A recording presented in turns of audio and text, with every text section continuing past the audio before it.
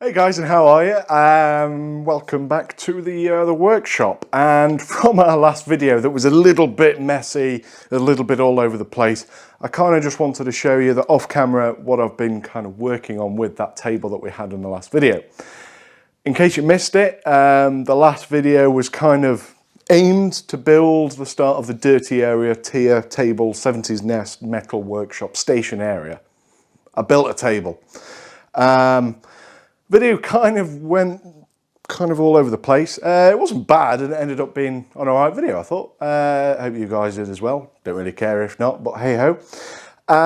So let me just jump straight into it and I'll show you where it ended up.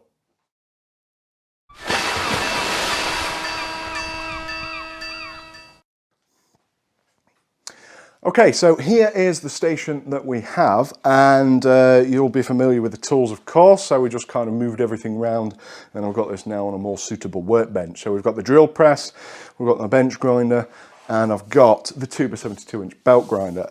These are a Polish, I believe, they're from Poland. I bought this second hand, although it was fairly new, and it's in fantastic condition. And this has really changed how I use things and work. This is kind of doing 90% of all the things that I need to grind at the minute, apart from, you know, fabricated stuff that you use a typical flat disc for. But I'm finding that I used this more than I was using the original 4-tier stand bench grinder that I had in my previous workshop. So this has kind of become the go-to machine. It's in a corner, the dust is kind of in this area. And genuinely, I love this thing. It is nothing fancy. It hasn't got variable speed. It just, you switch it on and you switch it off. Tracking is a little bit iffy at times, but I've managed to kind of play with it and shim things, and I've got it to a pretty good standard now. And I genuinely, if you're thinking about getting one, this cheap one that's on eBay for 340 quid or whatever it is, I'll leave a link if I can find it. I believe it's the same one. As I say, I didn't buy it new, but bloody awesome. I paid, I don't like discussing it, but I paid less than half of the retail price for it. So pretty delighted, and I'm yet to buy any belts. So where am I going with this? So I still wanted a bench grinder because I still use it. So I'm a big advocate of the 3M plastic deburring wheels, which I'll try and leave a link to in the description. Not many people know about these, but if you've got any kind of machining parts or more detailed parts that you want deburring, this isn't abrasive. Well, it is, but it's not. I don't know how to explain it. I'll leave a link to see if I can find a video where someone explains it better than I can. But it makes no sparks. It literally is like a really hard buffing wheel that just takes off that edge. Really recommended. I'm going to be changing this to a wire wheel because that's typically what I'm doing now. You know, I've got my wood lathe set up over there with a aluminium oxide wheel for grinding my lathe tools. And that works absolutely fine. So I'm going to have a wire wheel and a deburring wheel. I'm even sharpening drill bits on this now. So, you know, which is, I find doing that a lot easier than this. The problem is that I wanted it around about here so I can get to it and then manipulate parts around the wheel.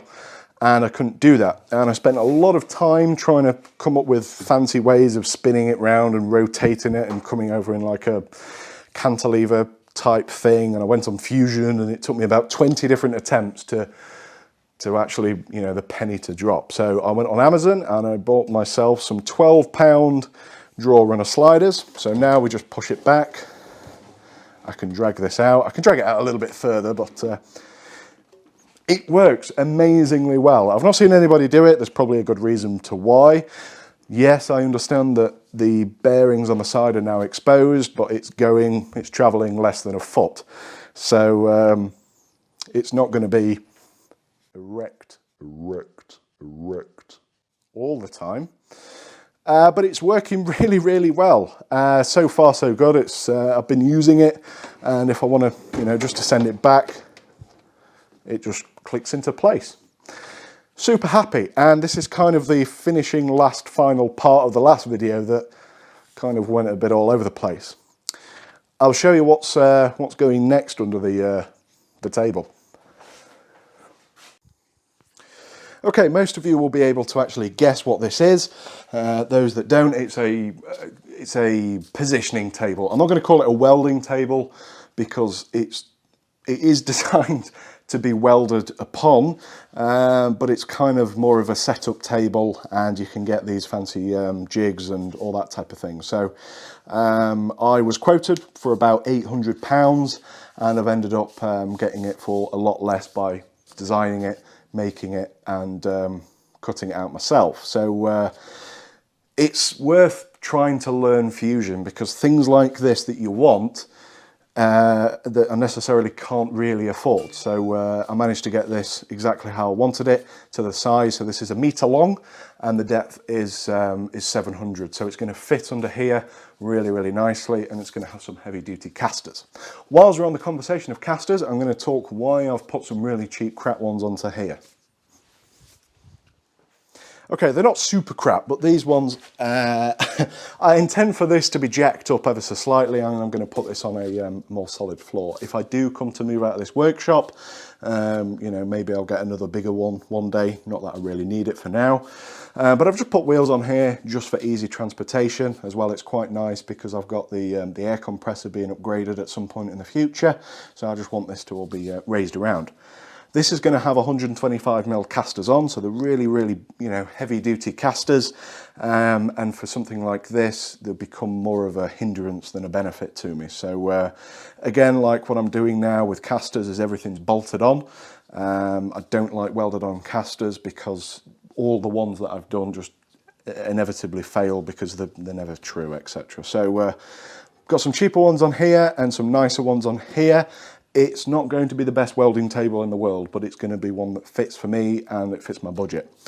It's very much a 5-part welding table. What I mean by that is we've got a front, a back, 2 sides, and that's it. We're going to be welding some braces onto the bottom and welding some legs and the wheels on, and it's going to be fine for what I do. It's 6mm plate. It's not cheap mild steel. It's S355J2, which is a nicer spec than your standard S275. If you're a bit of a steel nerd like me, then you'll know exactly what I mean. It's a little bit nicer, and all the holes are 16mm, which is a standardized welding table hole size. Like any thermal cut processes, there's always going to be a bit of a kerf line, so we'll need to go around and open all these holes up, deburr them, make them all pretty shiny, and yeah, go from there. But everything is castellated, and everything's going to kind of click clack together with an area to actually penetrate. Wrecked. Weld this all up. So that's going to be in the next video, and that's kind of it for now. So I will apologise for the last video again, because it did get in a bit of a mess, but I'm hoping that this little bit of a sectionalised video will give you the general gist of what I'm doing. I hope it's kind of give you a little bit of inspiration, and you know, using the little rollers to your benefit might come in handy. You never know. So next video is we're going to be doing the welding bench table, whatever you want to call it, and then underneath I've got a little bit of a nuts idea, which is going to kind of involve a lifty uppy down, maybe a shot blast cabinet, or put some welders on things that lift up and move around. So playing with some PCL pneumatic cylinders at the minute. Yeah, it's getting a bit messy. So as usual, if you wouldn't mind subscribing and leaving a comment, any feedback would be magic. And as always, stay safe, stay well, stay watching, and I'll see you in the next one. Thank you.